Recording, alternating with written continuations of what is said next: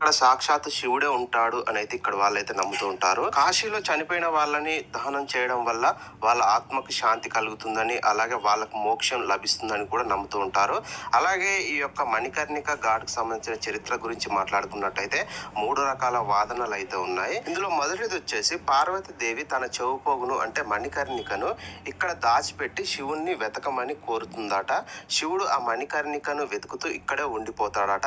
ఉండిపోయిన తర్వాతకి ఇక్కడ ఎవరినైతే దహనం చేస్తారో వాళ్ళ యొక్క ఆత్మ దగ్గరికి వెళ్ళి మీకు మణికర్ణిక కనిపించిందా అని వాళ్ళ చెవిలో అయితే అడుగుతాడట.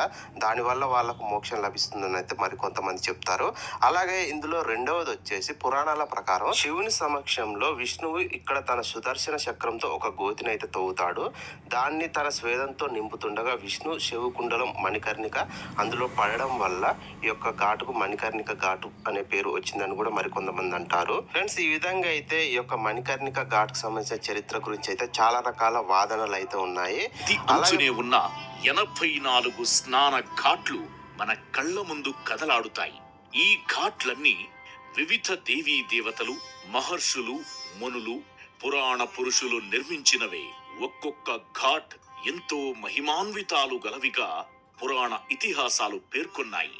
కాశీనగరం ఆ చివరి నుంచి ఈ చివర వరకు తాకుతూ ప్రవహిస్తున్న గంగా నది నమో కాశీ విశ్వేశ్వర అంటూ గంగమ్మ తన అలల సవ్వడితో సదాశివుని నామమే చేస్తూ ముందుకు సాగుతూ ఉంటుంది.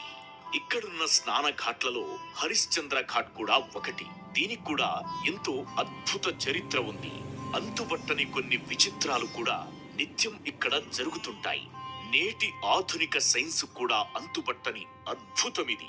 నివ్వెరపోయే ఈ అద్భుత నిజాన్ని తెలుసుకోబోయే ముందు హరిశ్చంద్ర ఘాట్కున్న ఎన్నో ప్రత్యేకతలలో కొన్నింటిని మనం తెలుసుకుందాం. సూర్యవంశపు రాజైన శ్రీరాముడి పూర్వీకులైన తాతలలో ఒకరు హరిశ్చంద్ర చక్రవర్తి.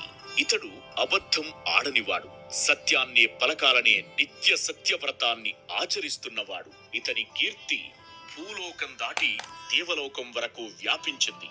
దేవసభలో ఇంద్రుని ముందు వశిష్ఠ విశ్వామిత్రులకు సంవాదం జరిగింది. ఎలాగైనా హరిశ్చంద్రుడిని అబద్ధమాడిస్తానని శపథం చేశాడు విశ్వామిత్రుడు. నీకు సాధ్యం కాదు అన్నాడు వశిష్ఠుడు. ఇలా జరిగిన తరువాత విశ్వామిత్రుడు తమ తపోబలంతో హరిశ్చంద్రుడి జీవితంలో ఎన్నో విషమ పరిస్థితులు కల్పించాడు. చివరకు హరిశ్చంద్రుడు తన మహా సామ్రాజ్యాన్ని కోల్పోయాడు. భార్యాబిడ్డలకు దూరమయ్యాడు. ఇంతకంటే దారుణమేమంటే ఇతడు కాశీనగరంలో ఒక శ్మశానానికి కాటికాపరిగా దుర్భర జీవితం గడపసాగాడు. ఇంత జరిగినా ఇతను అబద్ధమాడలేదు, సత్యవ్రతాన్ని వీడలేదు.